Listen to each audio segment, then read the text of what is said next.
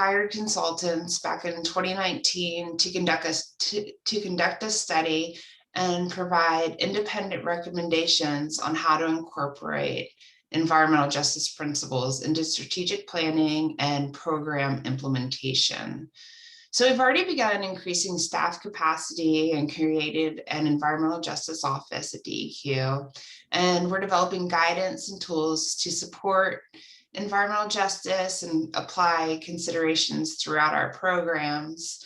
We're working to build productive relationships and proactively engage communities on issues and decision-making that could potentially affect their health and quality of life. To address climate change, DEQ plans to initiate a climate change audit of programs and processes. We want to include climate change as part of the mission statement and ensure that all agency actions are reflective of our changing conditions, and to make sure that our work is protective of environmental justice communities and the Commonwealth as a whole.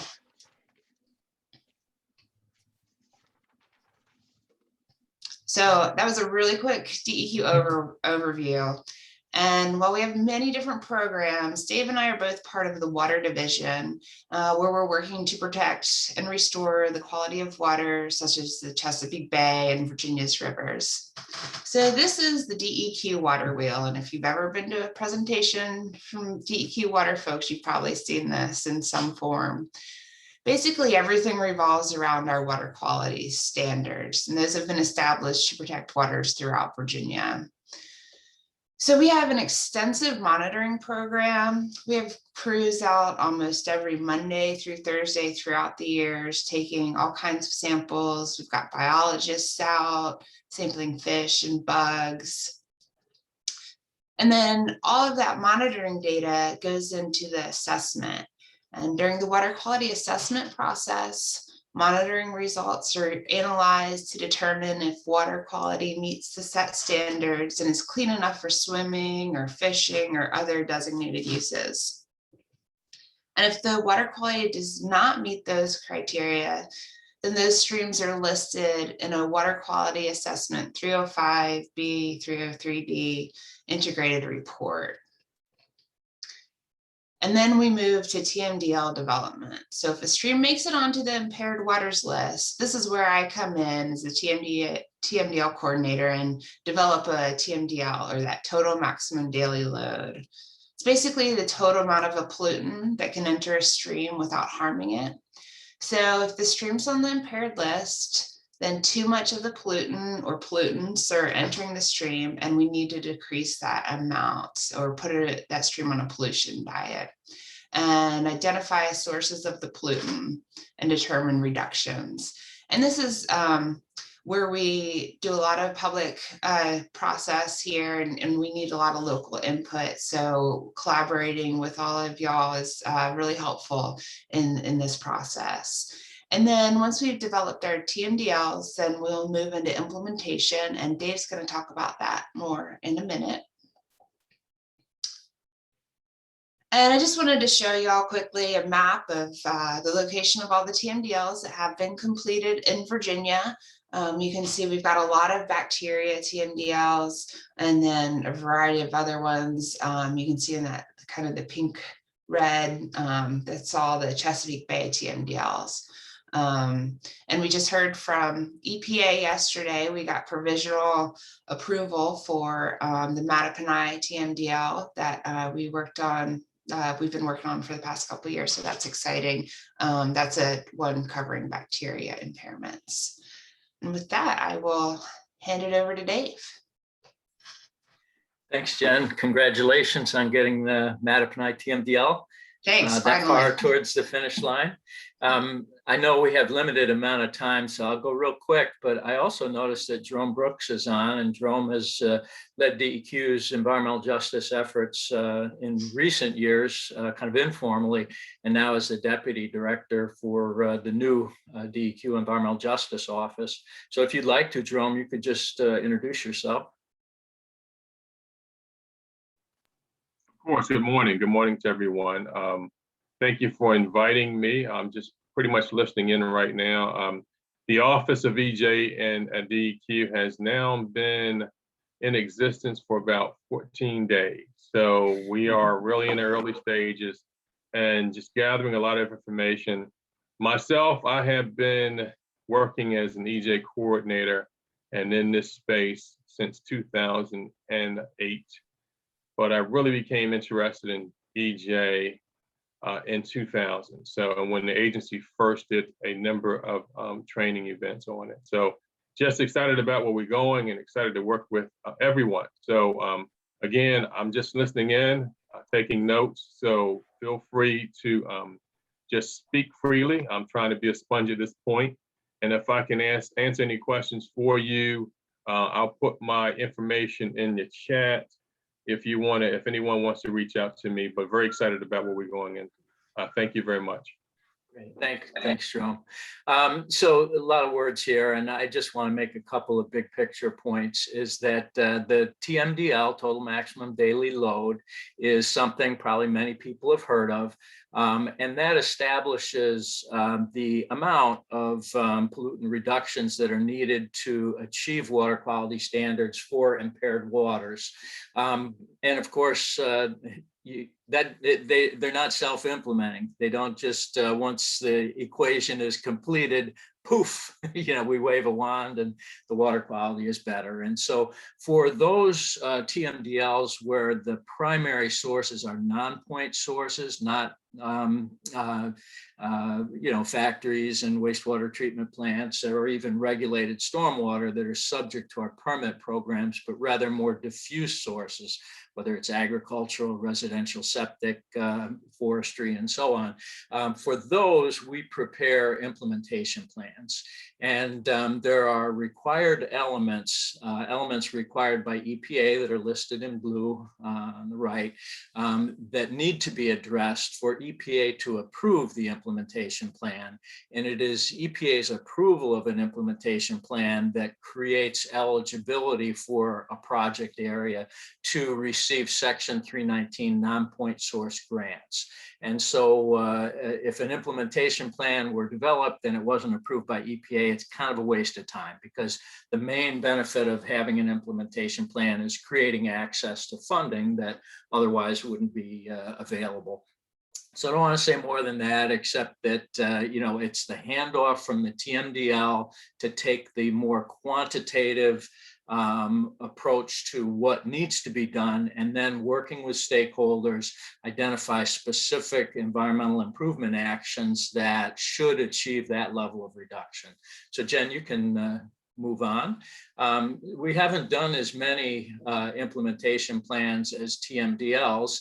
And so this map, which is showing the approximately 100 implementation plans in Virginia that have been completed over the last 15 years or so, it's not as darkly colored as the one that preceded it. And as I said, getting to an approved implementation plan creates eligibility for Section 319. Those funds are only available for such areas. Annually, DEQ issues a request for applications for new grants. Typically, it goes out in July and early July, and applications are due the end of August. You can see the entities that are eligible to apply for the approximately $1.5 million a year that DEQ awards, and just call your attention to federally recognized tribes are eligible. That is really important. It flows from EPA's longstanding 1983 tribal environmental policy, where EPA committed itself all the way back then to government relationships with federally recognized tribes. So congratulations to the Rappahannock tribe and the other 6 Virginia tribes that only in recent years have finally got across that hurdle of federal recognition. Now makes you eligible, as Woody was saying, for the wide range of environmental assistance from EPA, and also makes you eligible, if you wish, to apply either as a primary grantee or as a sub-grantee in partnership with some of the other entities. Soil and water conservation districts are most commonly the grant recipients for 319, but non-governmental organizations are eligible, and Friends of the Rappahannock is very interested to explore ways to accelerate development of an implementation plan for the Rappahannock tributaries TMDL. And we had good conversation with them yesterday, and we're hoping that we can help them move things along for the Rappahannock tributaries with development of an implementation plan.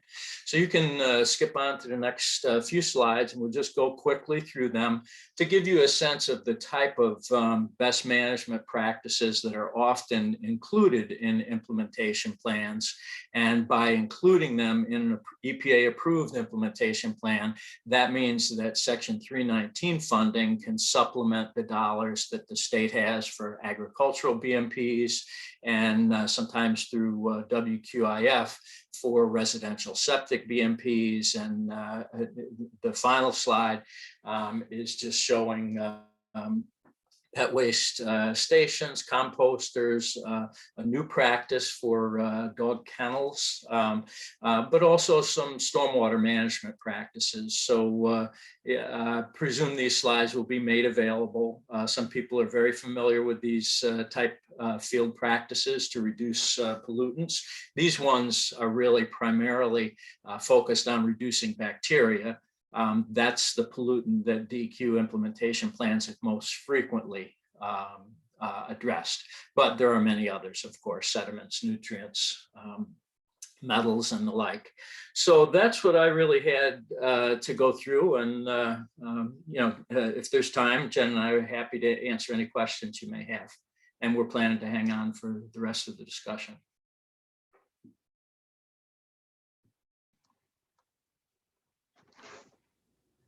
Thank you guys very much. I really see an opportunity to do some citizen science with DEQ. That's really where I think the tribe can fit in with some folks who have an interest in those kinds of issues. So I'm looking forward to further collaborations. I want to move right into our next speaker, Tyler Metter from the Department of Conservation and Recreation. Has been another great resource for us since we started our program in the fall. He's a whiz at things like mapping programs and environmental assessments. So he can be a real source of information for all of us. Thank you, Tyler, for joining. Hi, thank you for having me. Can everyone see my screen? Great, thanks very much. So yeah, hello, thanks so much for having us as part of this talk. As Woody mentioned, I had previously worked with him and given about a 2-hour training on our Natural Heritage Data Explorer, which is a tool that the tribe might find useful. And I think that'll be a great tool for them going forward. And we'll talk about it very briefly on this talk. So my name is, as I said, Tyler Metter. I'm the locality liaison with the Natural Heritage Program. Means I work with localities to encourage use of our data at the planning level. And I also review projects within Virginia's coastal zone to assess the potential for projects to impact natural heritage resources. And I provide recommendations on ways to minimize adverse impacts to those resources. Also on the call from DCR Natural Heritage is Zach Bradford, the Chesapeake Bay Regional Steward. And thank you, Zach, for carving out some time from your day to join us today. And his region encompasses the Middle Peninsula and Northern Peninsula that I know is the focus of the interest, Woody, from you.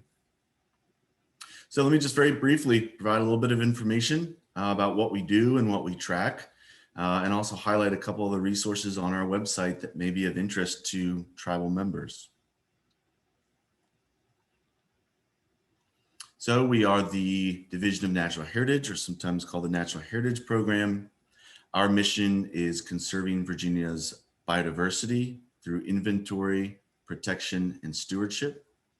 Our focus is on rare plants and animals, rare and exemplary natural communities, and significant caves and karst features in the western part of the state. We have an inventory section, which are the botanists, zoologists, and ecologists that go out in the field and gather information that comes back to us and becomes part of our knowledge base, goes into a system called Biotics 5. We have a protection section that acquires land either provides information for conservation easements or just outright acquisition of land, sometimes to become part of the natural area preserve system. The natural area stewardship section manages the land that's within the natural area preserve system. And I'll talk more about that in just a minute. The information management section deals with all of the information that we get in from outside sources and from the work of the inventory section every year. And the environmental review section reviews projects for impacts to natural heritage resources. The very basic building block of what we track are called element occurrences, or EOs. And an element occurrence is an area of land and or water in which a species or natural community is or was present. They are ranked to estimate viability, and they then become building blocks for conservation sites and stream conservation units. And here's just a quick look at the distribution of natural heritage resources throughout the Commonwealth. And you can see we track about 10,000 EOs in Virginia. And just something I threw together, since Woody mentioned the focus for the Rappahannock tribe is the Middle Peninsula and the Northern Neck area. These are some stream conservation units in blue. And I know you can't see all the detail here. I apologize, we can't zoom in more. And the green with the red borders are conservation sites. So these are all polygons or shapes built around element occurrences. And these are meant to be protective buffers, might be associated adjacent habitat, might be buffer area from nearby threats like an invasive species. And we use these internally for environmental review. We use these as guidelines for conservation actions, and we also share this information with conservation partners so that they can focus on conservation of these areas as well. If tribal members are interested in finding out what are some of the species that we track, please feel free, always, the lines of communication are open. Feel free to contact me. But you can also visit our website, and you'll find, if you drop down under rare species and natural communities, you'll see a rare species and natural communities search and a rare species and natural community lists. And then on the right, you'll see, if you drop down in there, these are updated periodically. So you'll see a rare animals spring 2021, rare plants spring 2021, and a few other lists as well, including natural communities. Another tool that tribal members might be interested in is the Natural Heritage Data Explorer, or NHDE. We're on version 2.5. You can see the web address there. This has some of our data on there as well, but it also contains a whole lot of other information, from some of it from outside partners, some of it developed in consultation with other partners. A lot of very interesting conservation information is contained on this site. So if you're not familiar with this, if you have tribal members that are interested in learning more, absolutely point them to this website. I think they'll find something of value on here. There's a whole lot there. And then if you have further questions, Woody's gone through a full training on this, but I'm happy to provide more in-depth training with anyone who's interested on all the different layers that are on this website. So I talked briefly just about the stewardship section, but since this is about land in the Middle Peninsula and Northern Neck area and what we're doing as an agency, that really comes down to the stewardship section. And they're the ones that manage the land to protect and enhance the natural heritage resources that are found on the landscape. They're managing a system that currently, I believe, consists of, I think it's still at 65 preserves, covering about 60,000 acres. And they provide expertise to federal, state, and local agencies and private landowners as well. And here's just a quick look at the stewardship regions in Virginia and the natural area preserves. And Zach, correct me if I'm wrong, I think there are 6 natural area preserves that would fall within the Middle Peninsula, Northern Neck region. They do have public access facilities. So these are prime examples of Virginia's biodiversity that have been preserved within the Natural Heritage Preserve system. That's right. And Woody, you asked in your email, what is the most pressing environmental issue or crisis related to our agency's specific field of expertise, and what are we doing about it? And I conferred with Zach on this just to see if I was missing anything, but for us, number one is habitat loss. Variety of reasons for that. Climate change is affecting habitat, but we're losing a lot of habitat for these rare species just due to natural land cover conversion.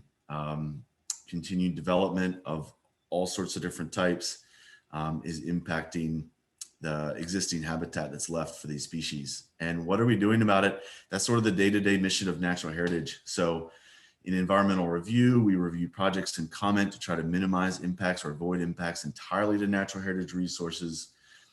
There is effort to develop new modeling tools to identify these resources. Stewardship is managing the resources that we have protected currently within natural area preserves. There are efforts to identify new areas for conservation, always to acquire funding to preserve more area. So that's sort of our everyday mission, is to work on that issue and to preserve those natural heritage resources. Zach, is there anything that you want to add before we move on to the next section? Sure. So as you mentioned, our program has 65 state natural area preserves, and that is kind of part of our mission as laid out in the Code of Virginia to protect these rare plants, animals, natural communities, and geologic features. So we have 65 of these properties. About half of them are owned by the state of Virginia, DCR. The other half are owned by a variety of public and private entities, including Department of Forestry owns one, private individuals own some localities own some educational institutions own others. And then we hold the conservation easement on them. But some of the stewardship actions we take to protect these plants, animals, and natural communities, and we need to do this because a lot of them aren't just buy the property, set it and forget it. A lot of them need active management to continue to survive where they are. And so some examples of that type of management include restoring historic natural disturbance regimes like fire. So we do a lot of prescribed fire. We also do a lot of invasive species removal, as well as management of locally overabundant natural species like white-tailed deer or beaver when they are threatening extraordinarily rare plants or animals.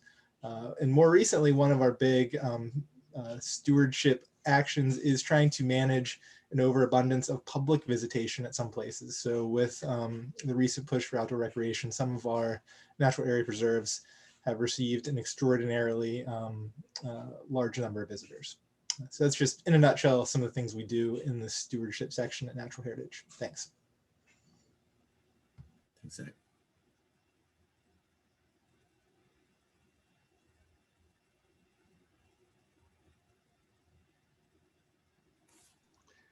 Hey guys, thank you. Anything else, Tyler?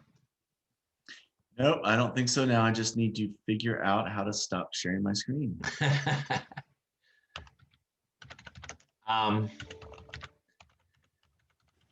Little comment in chat. I have had a lot of work over the years with Division of Natural Heritage, especially down in Southampton County. We did some work on longleaf pine, Sussex County with red cockaded woodpeckers. What a stunning success story. Partnerships with groups like the Audubon Society, but more particularly the Nature Conservancy. That's what I meant to mention. So a lot of great collaboration there. I look forward to working with you guys. We're assessing some tribal property now with NRCS and our soil and water districts. I will bounce that information to you, Tyler, and to you, Zach. I'd love a field visit someday to help us kind of get a grip on what we've got. We're going to move right in. Keep in mind, guys, write down your questions. I've set aside the final 30 minutes for questions, comments, and suggestions from the tribal communities, the Rappahannocks, as well as our neighboring tribes. So there's room for questions built in. But for now, I'm going to move right on into our next speaker. Bryant Bays is with the Virginia Department of Forestry, and I'm looking forward to working with Bryant on some issues as well. We have a little bit of forested land that the tribe owns, Bryant, and I'm going to need a field trip with you, a site visit. and think about some things like assessment, and then provide some feedback back to my tribe about management of those forested resources. So thank you for being here. Thank you. And we look forward to working with you on your land and providing those recommendations. So good morning all. I'm Bryant Bays, the Eastern Region Regional Forester with the Virginia Department of Forestry. My coworker Dave Slack is also on the call today, and he's one of the field foresters that serves King and Queen County and the surrounding areas out of our office in King William. So thank you very much again for including us on this call today. And so I'll go over a brief overview of our agency and one of the big issues we're facing. But really, the main takeaway I have today is that if there are any concerns, questions, or anything that we can help you on related to anything from a single tree to thousands of acres, we're there available for you. And we have local foresters that can come out and provide technical knowledge and assistance to you. So to start off with a brief overview of the Virginia Department of Forestry, we are a small state agency founded in 1914 and originally founded to fight wildfire and to plant trees. We still do those things, but our mission has expanded a little bit. So we have about 125 foresters and forest technicians working in the field across the Commonwealth. We protect, conserve, and enhance Virginia's forests, working on all forest ownership types, but most of our work is directed at assisting private landowners. Virginia is around about 62% forest land, so that's about 16 million acres. Most of that's owned by private citizens. And our agency's four priorities are to manage and conserve forest resources, manage state lands and nurseries, protect Virginia's forests from wildfire, and to protect Virginia's waters. So to go through those in a little bit more detail, we manage and conserve forest resources by providing technical assistance through written plans and advice to forest landowners of all ownership types. We help landowners decide what their overall objectives are and then provide them with the steps they need to achieve those goals. For many landowners, a typical interaction would be to visit them on their forest land and then provide a forest management plan to guide their future activities. We could also connect landowners with contractors and consulting foresters to assist with everything from timber sales to tree planting, prescribed burns, conservation easements, and would inform a landowner if state or federal cost share funding is available to help with the activities that they're looking to conduct. We help guide landowners through the timber sale process, and we have a cost share program that reimburses landowners who choose to replant pines on their land following a harvest. Exciting news in the latest budget that we see that we do have funding for a new hardwood management cost share program that we're working on developing this year. Some landowners are also interested in restoring diminished species like longleaf pine or shortleaf pine. These are two pines that were present across parts of Virginia historically that are now still present, but in much smaller numbers.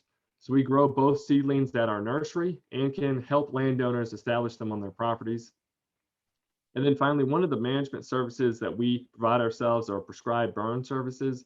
Our trained prescribed burn managers can implement burns on private lands to improve wildlife habitat, to prepare sites for tree planting, and to promote forest health. In addition to directly helping landowners, we also monitor the Commonwealth's forests for insect and disease issues. We keep an annual inventory of the state's forest resource.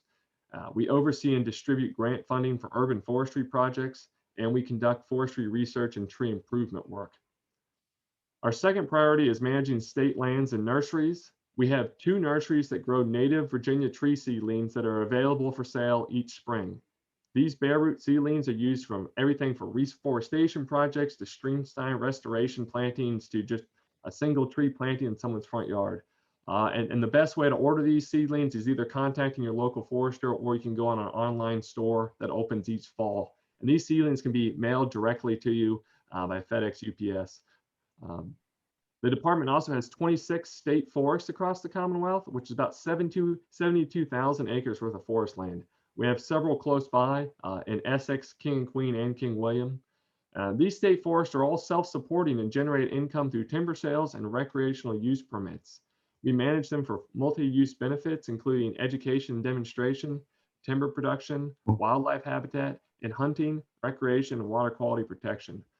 All of our state forests are certified by the Sustainable Forestry Initiative, demonstrating for landowners how forest land can be maintained as a viable, sustainable working forest.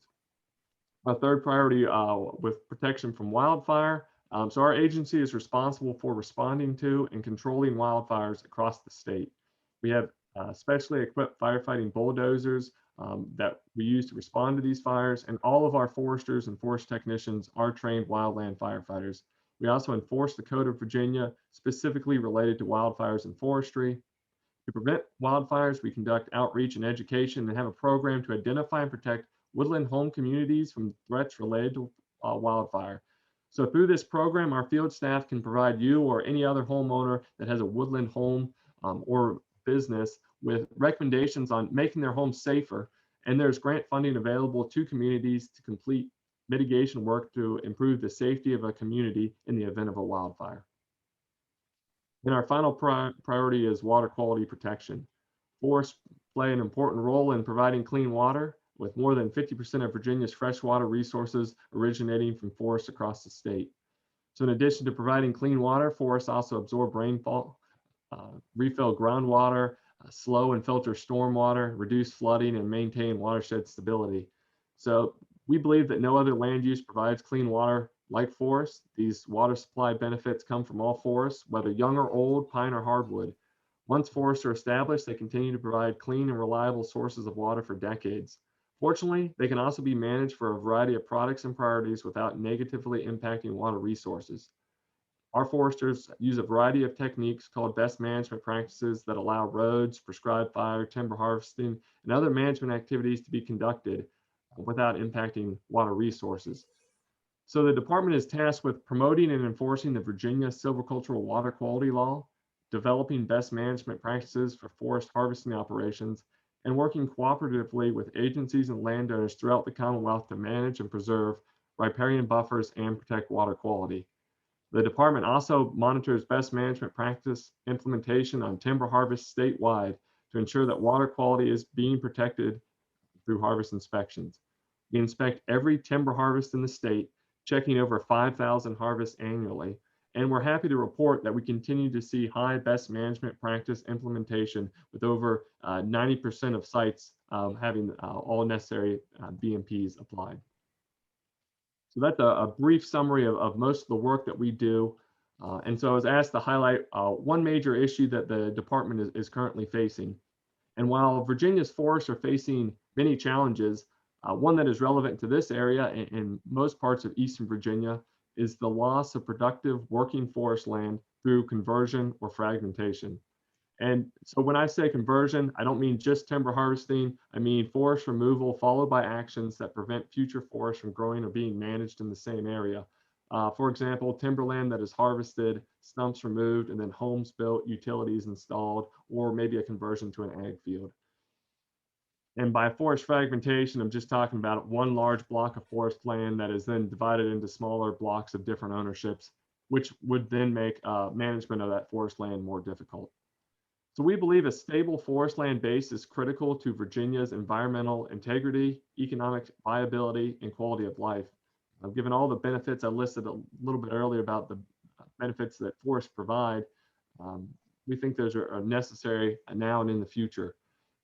But forest land conversion, results from the choices of individual landowners. So we work with landowners directly to help them keep their land in forest if that's what they want to do. Sustainable forest management ensures that many benefits of forest will continue to exist in the future, ultimately benefiting all Virginians. And there's many causes for forest land loss. First is markets. These days, due to the really high lumber prices, it may seem like it's a great time to own timberland or be a logger. Unfortunately, for many reasons, it's the mills, the direct producers of the lumbers, and not the loggers or the forest landowners that are making more money this year. In fact, timber prices paid to forest landowners remain low, remain stagnant. And that can put a lot of pressure on many forest landowners who own the land as an investment, often being pressured to sell the land, particularly if it's not meeting their financial goals or making enough to support the ownership of the land. Another reason, Virginia is entering a time of intergenerational land transfer from older to younger generations. Younger generations may not always value the land the same way as previous generations. Maybe they can't afford it. And so in many cases, land is sold or lost in the process of transfer. And the third reason is continued growth and expansion of urban sprawl, housing, businesses, warehouses, data centers, utility sales, solar facilities. All those places need a place to grow. And at many times, forest land is considered the best place to site those new developments. It's often more profitable for forest landowners to grow buildings than trees. So those are some of the top reasons. There are other reasons as well, but some of the work that we're doing to conserve the forest land base is first, we continue to promote working forests that are healthy and provide returns to the landowner.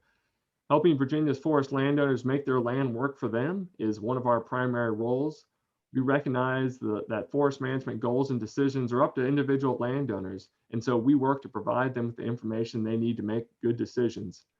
Managed forests are more likely to remain forests because they meet the needs of their landowners, whether those needs are environmental, cultural, social, or financial.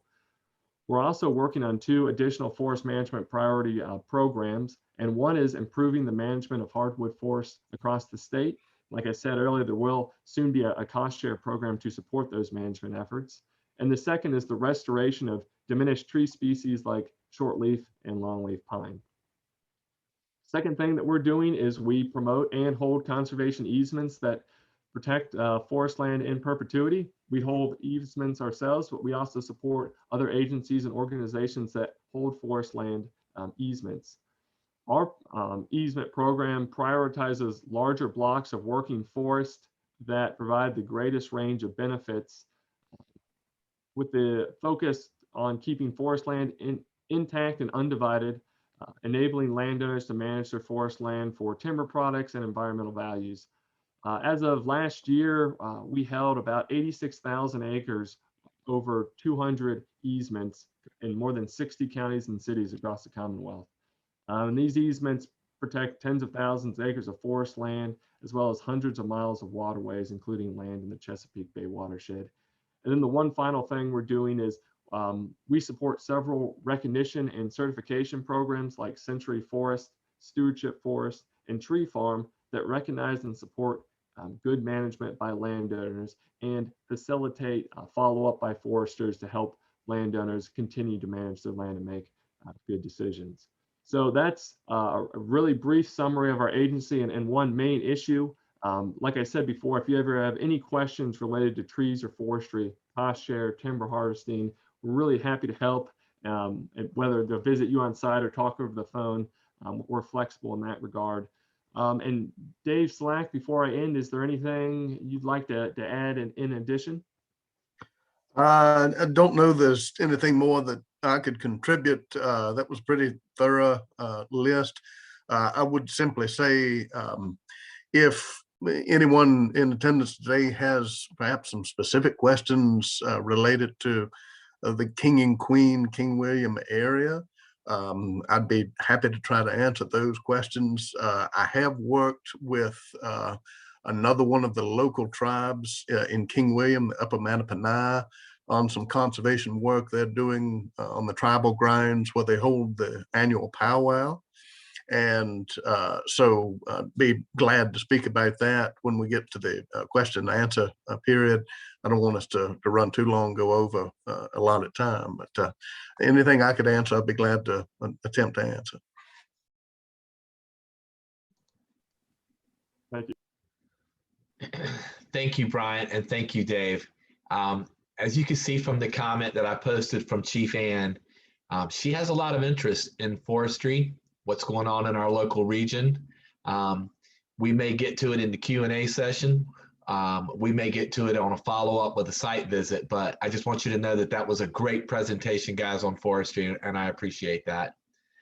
Our next speaker is someone I'm looking forward to. I feel like I ought to do a drum roll or something. This is Margie Whitmore. I haven't worked with Margie yet, but Margie's our fisheries biologist. I think I've got that right. I know you're a biologist. Are you a fisheries biologist, Margie? I am. I'm the Tidal Rivers fisheries biologist. So I am our angler, the Rappahannock Tribe official angler. And so I like to work with our fisheries biologists to determine the best places to go fishing. So I can help you with that. Great. I have a lot of questions for you. Thank you for being here. Guys, this is Margie Whitmore from the Virginia Department of Wildlife Resources. Thank you, Margie. Thank you. So I'm pretty new to Zoom, so bear with me as I try to share my screen. That's working.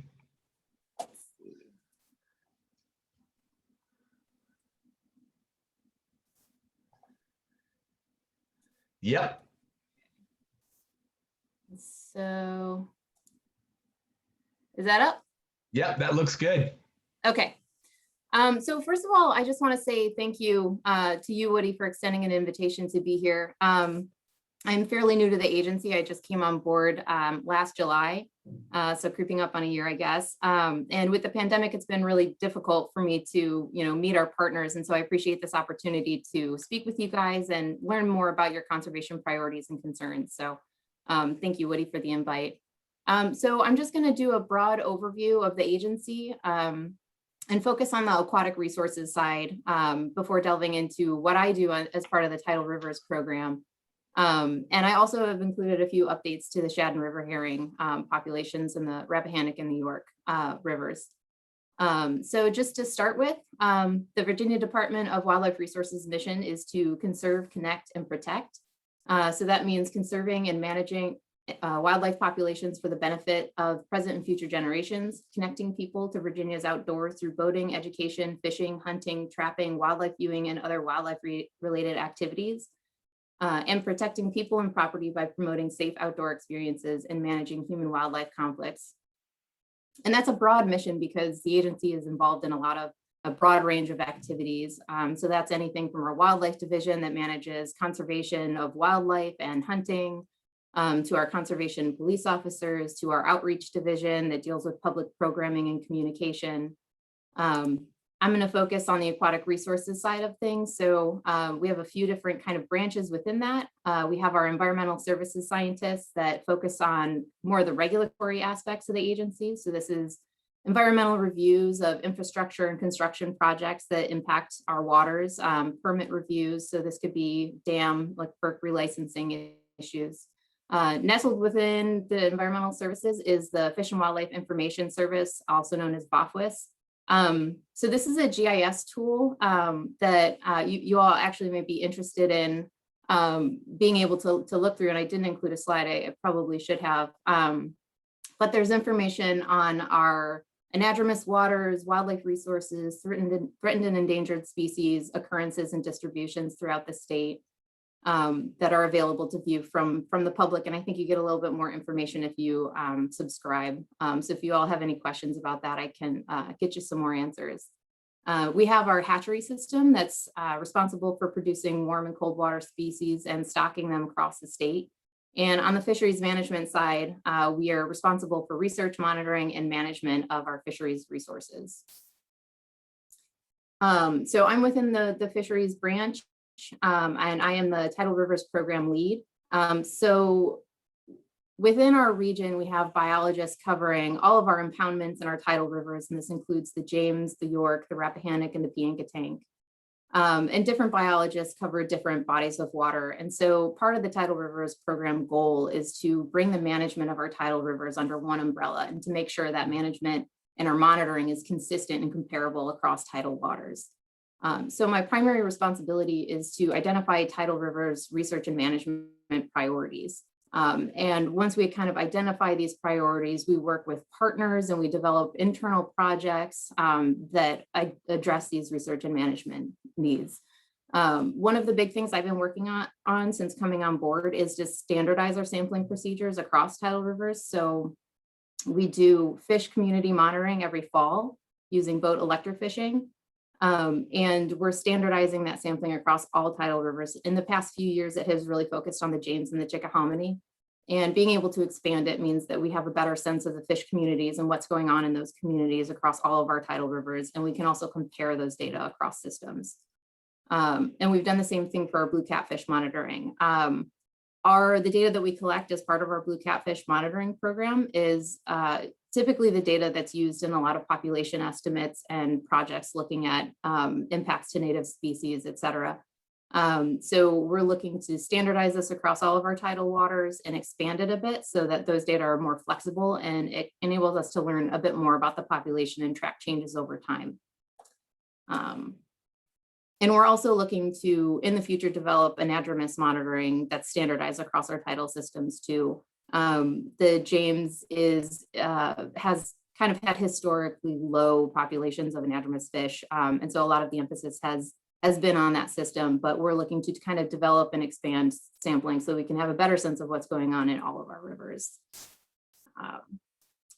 So it looks like I might help catch up on time a little bit, but I just wanted to give some updates from the Virginia Holocene Task Force that looks at, it's a collaboration of agencies, universities, organizations that really work on shad and river herring restoration. And we meet occasionally and share data, et cetera. And so I wanted to share a few updates from the group. And some of you may already be familiar with some of these numbers and these trends. But so the James River may not surprise anyone, but they've had historic lows. The York River has been experiencing steady decline since 2005. And the Rappahannock population for American shad has been steadily increasing over the years. And the graphs kind of show these trends.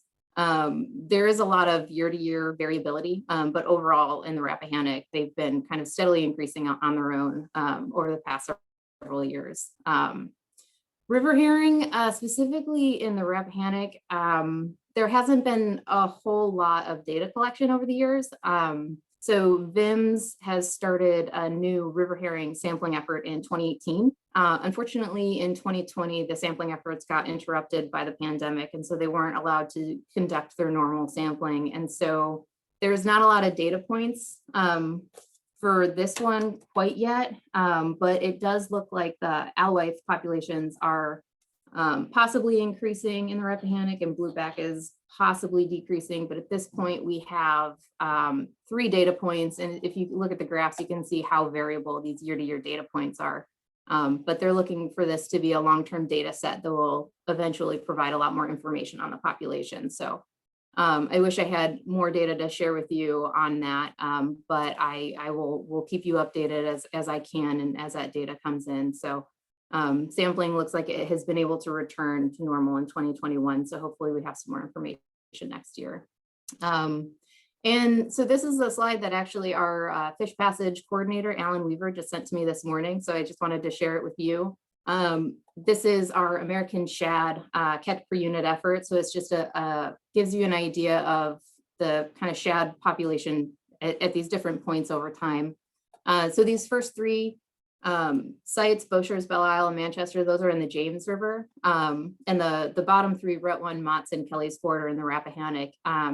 And so you can, let's see, Kelly's Ford is the most furthest upstream in the Rappahannock, and Route 1 is the lowest. So if you kind of just look over time, you can kind of just see how those numbers have been tracking over time, and variable, but overall, you know, pretty stable and increasing slightly. So I just wanted to share that with you guys as it's kind of coming in. Alan couldn't be here today. He's a wealth of knowledge on anadromous fish throughout our tidal rivers. So if you have the opportunity to ask him questions, he's always willing to talk anadromous fish. But with that, I'd invite everyone to contact me if you have questions specifically about our tidal resources going forward. I'm always happy to talk to people, learn about what their concerns, answer questions, etc. So my contact information is there, and if we have any time for questions, I'm happy to take them. Thank you very much, Margie. And I really appreciate you addressing those specific questions about American shad and our river herring. Those are species of concern that tribal members have talked to me about. And so I'm interested in learning more. I've worked with Alan in the past. So yeah, that's something on our radar. We want to learn more and try to help any way we can. Our next speaker, Dr. Casey Thornbrew. Casey has been really a source for me about learning how to adapt and deal with climate change. He's put together with some others through the Institute for Tribal Environmental Professionals. Casey has put together some very good training, and we're writing a climate change adaptation plan and how to mitigate for climate change. So Casey, I really appreciate your guidance as we go through this, and thank you for being here today. Thank you, Woody. And hopefully everyone can see my screen okay. Looks good, looks good. Awesome, thank you. Winikisak, Natasuis, Casey Thornbrew, Kano Thomas Masipia. Good day, everyone. My name is Casey Thornbrew, and I'm a citizen of the Mashi Wampanoag tribe located on Cape Cod, Massachusetts. I work as the Climate Resilience Program Manager with United South and Eastern Tribes. And I also work as the Tribal Climate Science Liaison, working closely with the Northeast and the Southeast Climate Adaptation Science Centers, which are under the DOI. I'd also like to mention within our program, Mr. Tyler Everett, who is working as a part-time employee with USET, but as our Forest Adaptation Technical Assistant. He is also currently a PhD student in the University of Maine School of Forest Resources, and he is a citizen of the Aroostook Band of Micmacs. Just want to pause for a quick moment because we have another one of my coworkers and USET staff employee, Mr. Michael Purvis, and so I just want to give him a quick moment to briefly introduce himself as well. Thank you, Casey. Good morning, everyone. My name is Michael Purvis. I am an environmental engineer and technical assistant specialist here at USET. I specialize mostly in drinking water and wastewater utilities. I don't work too much in this realm as much, but I do have a degree in ecology, so it's really right up my alley of interest. So I'm just here to be a spectator, and it's been really fascinating, and it's fantastic to be here so far. So thank you very much. Awesome, thank you, Michael. And so to address Woody's question to those of us who are speaking, of course, in my work, climate change is by far the largest pressing issue and how it impacts other environmental issues. So I just want to mention a little bit about our organization, United South and Eastern Tribes. United South and Eastern Tribes was founded in 1969 from tribal leaders from 4 tribal nations. They are the Eastern Band of Cherokee Indians, Mississippi Band of Choctaw Indians, Miccosukee Tribe of Indians of Florida, and the Seminole Tribe of Florida. USET was founded to bring tribal nations together. As many may understand or learn, tribal nations always must advocate to ensure that the United States meets its federal trust and treaty obligations to tribal nations. And it's much easier and stronger to do it as a collection. So our motto is because there is strength in unity. The mission of USET is to enhance the development of federally recognized tribal nations, to improve the capability of tribal nation governments, and to assist tribal nations in dealing effectively with public policy issues. USET has 3 focused departments, one being the Office of Environmental Resource Management, and this is the department for which I work within in the Climate Resilience Program. There's also the Tribal Health Program Support, working to help support tribal health programs, which has especially done a tremendous amount of work assisting tribal nations, especially during this past year related to the pandemic. There's also an economic development program, which works with tribal nations in economic development, also many small, large businesses within tribal nations. And there's also a wing of USET that works with sovereignty protection. It's called the USET Sovereignty Protection Fund. This works with USET member tribal nations on advocacy issues, especially addressing national policies that impact tribal nations. USET now is made up of 33 federally recognized tribal nations. The pictures you can see on the far right, the top picture is when the founding of USET occurred, the first tribal leaders from the 4 founding tribal nations. The middle picture is the current board of directors. This picture was actually taken a few years ago in 2019.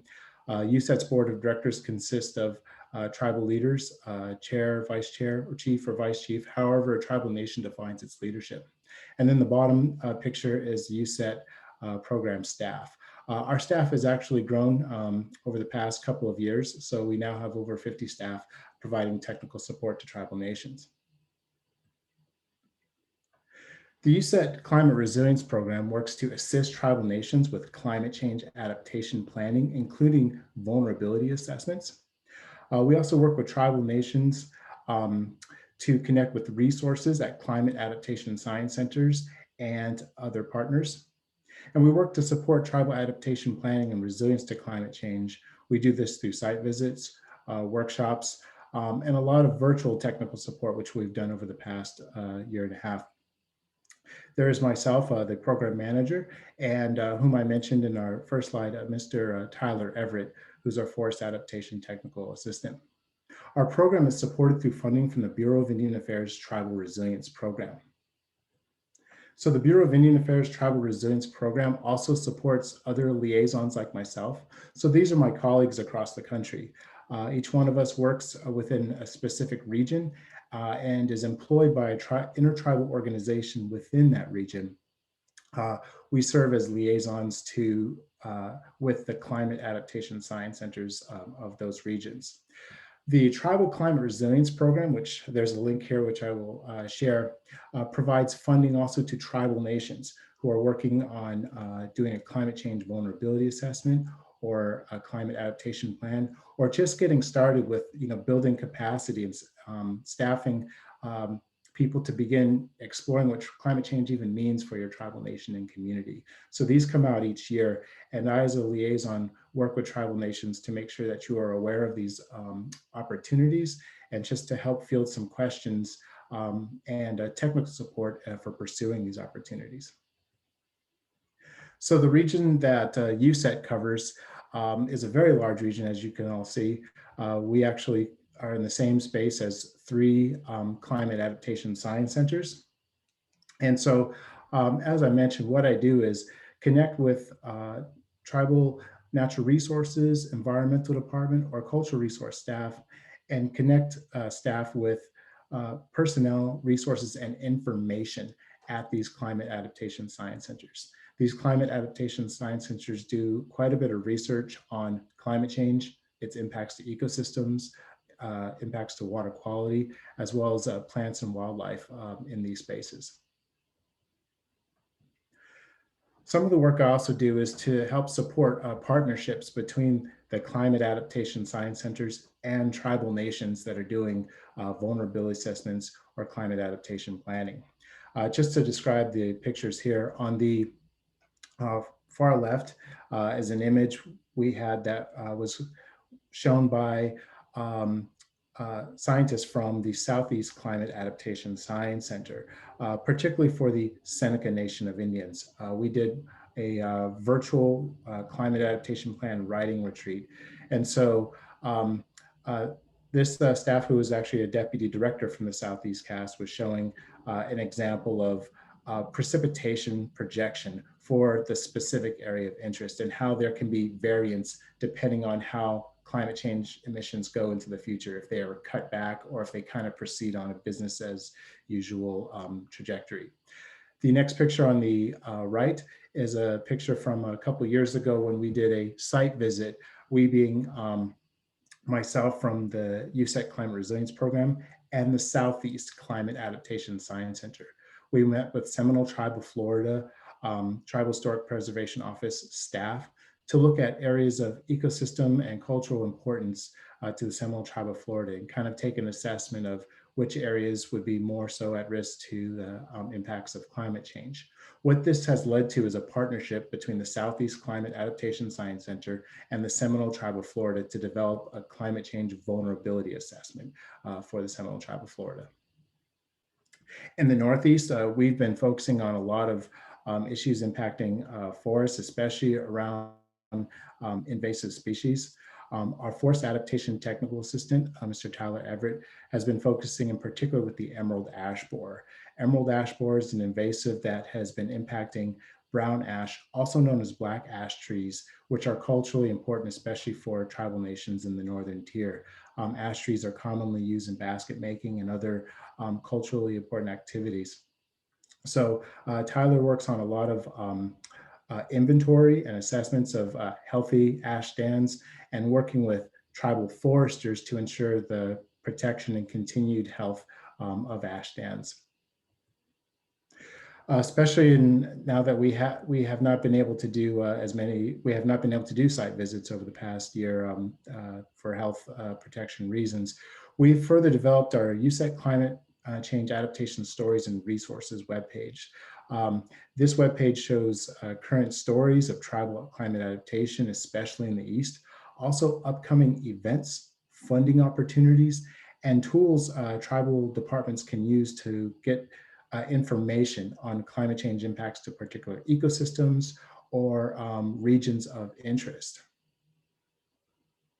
So I'll conclude here. Just want to share what's coming up. We have many virtual presentations. I wanted to highlight in particular the Northeast Indigenous Climate Resilience Network, which is open to especially tribal staff.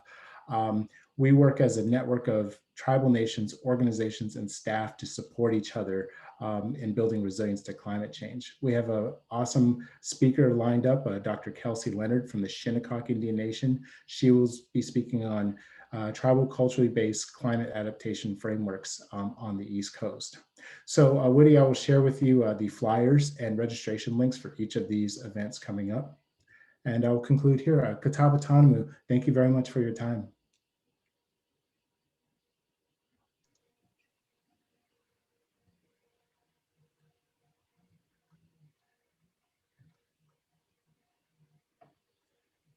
Guys, I am so impressed. I am so grateful. That is a wealth of information to start this conversation between tribal communities, agency professionals, nonprofits, indigenous groups like USET that are offering great guidance. So, wow, I'm very thankful. I want to point out something quickly before we go into a question and answer. Because this is a friendly group, we're going to keep working together. I pronounced Margie's name incorrectly, and she did not tell me. I'm not telling you that she told me. I found out. Her name is Margie. And welcome, Margie. Welcome to our community, and thank you for being here today. Thank you. And I'll admit I didn't notice that you mispronounced it. So cool. Well, I have a friend who let me know so I can make sure I got it right for everyone else. Guys, I think we can jump right into our questions. I'm going to look at the chat first. You can see from, we have a tribal member who asked a question about PFAs, polyfluoroalkyl substances in drinking water. Do we have anyone that can address that? Hi, Woody. Yes, Michael has given me a great link, so I'm learning more about that. Mm-hmm. Excellent, Erica. Excellent. Okay, thank you. Good. Yeah. And also, I know that's something that we talk about at DEQ, the PFAS, one of those emerging contaminants that we're hearing more about these days. And I know I personally don't do anything with PFAS, but VDH, Department of Health, they are the ones that are doing some more testing and monitoring in drinking water for this. And I think there's a lot of information on their website, and also EPA has a lot of information. Thank you, Jen. I appreciate that. Sure. Thank you, Jen. Just moving up the list, we have a question from Jeff Wright from about protecting forests, older forests, traditional ecological knowledge. How can that be applied to better protect environmental diversity? I'm going to kick this probably to Bryant. Bryant, you got any input on that? Sure, I think Dave and I can probably cover that, and that's a great question that we get often. And knowing that forests are dynamic systems that are never going to stay the same. I think it would be important in those cases that define the forest land that you're interested in protecting and conserving, and look at both the current and future needs that forest has. There may be some management needs that can be done now that would protect and kind of enhance the health of that stand, whether it's removing invasive species or changing the density slightly to enhance the continued growth of those trees that you're most interested in continuing to grow there. And then in the future, as we know that there's a lot of stressors affecting our forests, and so ensuring that there's really good regeneration of desirable species coming up to replace the oldest trees there would be very important. I think most likely you're probably talking about hardwood forests, and so probably fits well within this overall hardwood initiative that the Virginia is working on of looking for ways to enhance hardwood forest for the long term and create and ensure that desirable species are retained across the landscape. Dave, anything to add to that? I don't think I'm qualified to say or speak to traditional ecological knowledge, but would certainly say if we're talking about property that is owned by the tribe, and the tribe has a sort of a consensus on how they want to manage or maintain older forests to provide these values that you've noted, I think we could tailor a list of suggestions, recommendations that could be adopted to move you towards that desired end state. As far as, if we're talking about older hardwood stands, there may be some methods, some practices that could be implemented with a younger stand that would help shorten the length of time to approach more that structure and condition that is viewed as highly desirable. So like Bryant said, perhaps doing some selective thinning, doing some work that will allow more favored trees to grow and develop more quickly, and reduce the number of trees that don't help you get to that end objective. Woody, may I also mention something real quick addressing that question? Absolutely. That's awesome. Thank you. And so I just wanted to mention some of the work that Tyler Everett's doing in the Northeast. So up in the space of Maine, Nova Scotia, New Brunswick are the Wabanaki nations. For example, Penobscot, Passamaquoddy, Abenaki, Maliseet. And some of the work, around traditional ecological knowledge is looking at, as I mentioned, like brown ash forest stands, but both on tribal trust lands, as well as outside of tribal trust lands that are still well within tribal homelands. So Tyler has been working with tribal nations and foresters to connect to property owners and other forest jurisdictions, if you will, within the state of Maine, to help build these partnerships where especially tribal foresters are weighing in on management of these spaces and using some of that traditional ecological knowledge, and also partnerships where tribal citizens are working, connecting with these managers, especially as it comes to like harvesting forest resources and ensuring healthy forests. Tribal citizens, especially those that are basket makers, can identify which is like a good basket tree and which is not. It might be the same species, but there are these nuances that would define that. And so bringing that in could help also not only with like keeping the cultural practices going, but also to help sustain healthy forests, both on tribal trust lands, but also on tribal homelands as a whole. Woody, I wanted to mention one thing as well, Dave Evans from DEQ. In the Rappahannock River Basin Commission meetings, there's been a lot of discussion in the last couple of years about a forest preservation and forest restoration program that will be supported by the carbon sequestration values of trees. And there was early pilot work with the local governments in Orange County, and it started in Essex County, but I think it got interrupted. The General Assembly has enacted the enabling legislation to create it as a statewide program, and I think it's a ways off. Bryant or David from Forestry may have more to say, but I thought it was just worth mentioning that. Yeah, thanks, Dave. That while we kind of wait for the specific directions on how that program will work and whether there'll be markets available to buy and sell carbon credits for forest landowners, what we're continuing to encourage localities and landowners to do is just really continue with to protect the forest land base and kind of conserve forest land, because we think that will be really critical in this carbon sequestration effort. If the forest land is not there, or if you don't have healthy working forest land, then you really don't have anything to add to that market. So at this point, that's all the guidance we have, but we hope to have a lot more on that in the future that we'll be able to share with you all.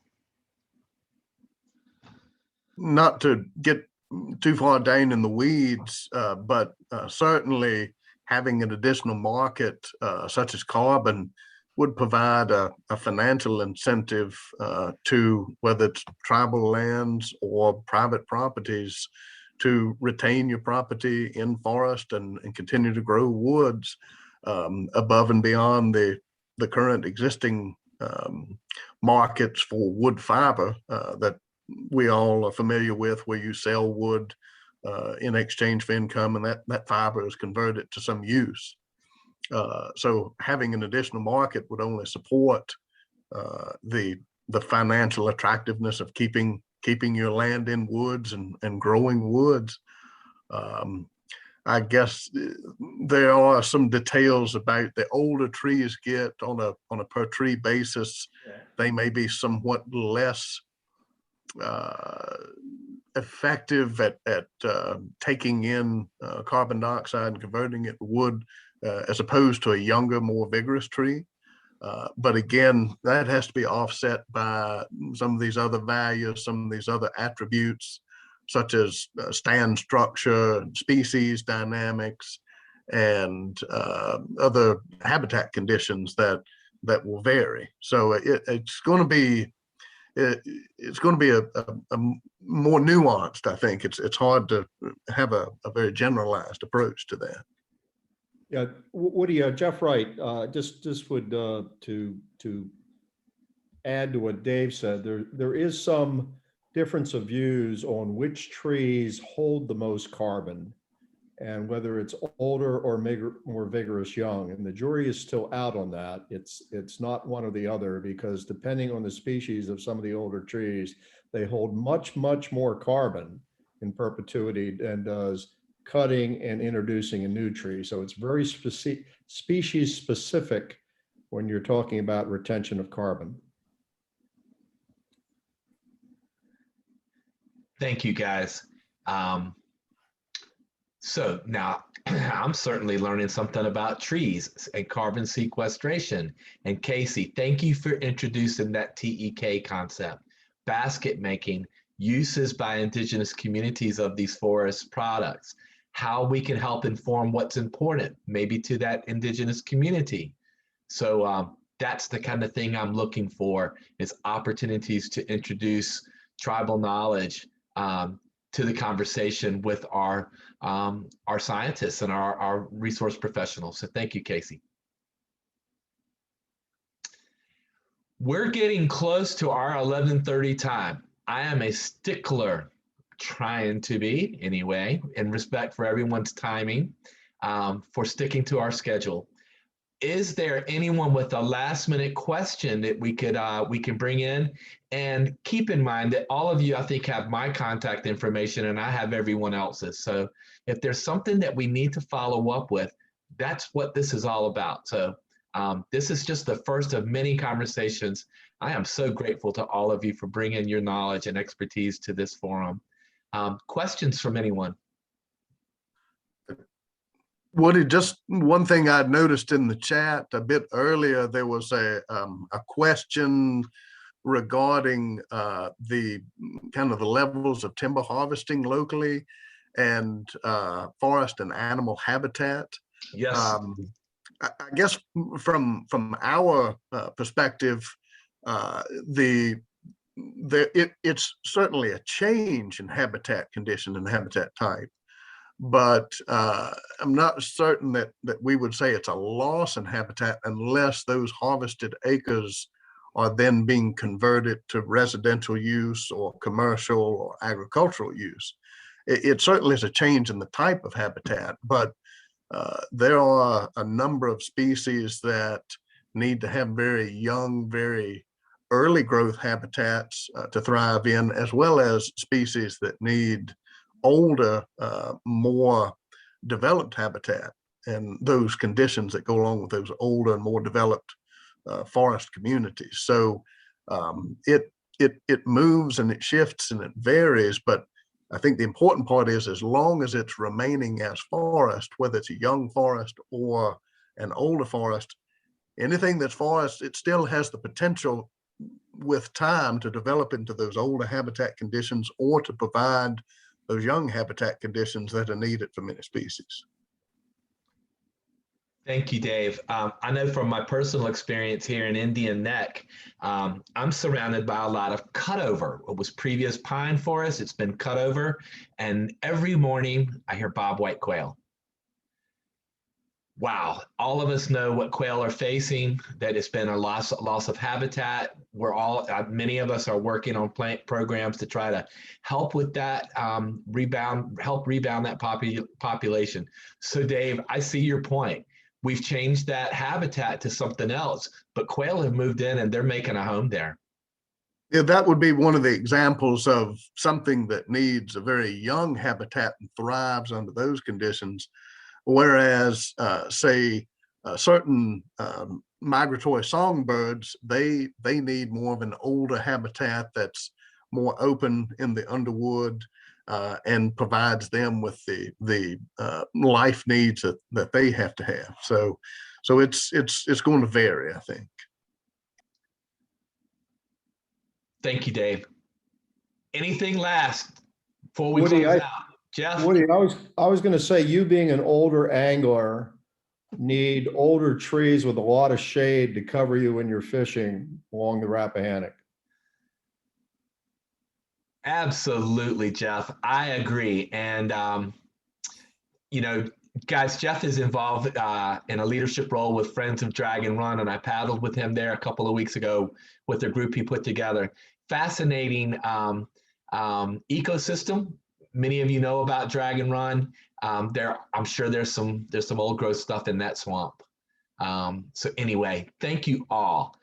I'm going to close this out so that we can get back to other things. This is the first of many conversations. I am so grateful. I'm doing this again next week with federal agencies. If any of you, same time, same bat channel. If anybody wants to sit in next week and hear what the Fed side of the house has to say, please let me know, and I will stay in touch with each of you. Thank you so much. Thanks. This was great. Thank you. Thank you. Thanks, Woody. Yeah, thank you very much. Very good information. Thank you, Woody. Mhm.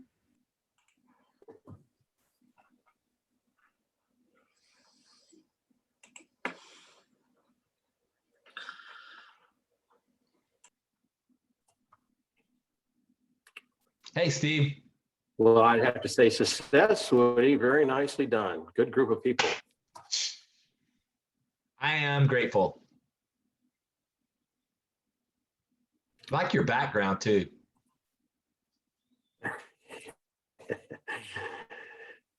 Yeah, am I unmuted? I think so. Yeah, I can hear you. Yeah, you know that place. Yeah, very, very nicely done. You know, a little bit overwhelming for me for all the different sources of information, but good to know there's a good group of people out there and resources to go to. So thanks for putting it together. Absolutely. I got to make a phone call, man. I'll be in touch. Let me know what you need from me. Okay. Okay, I'm done. Clear. All right.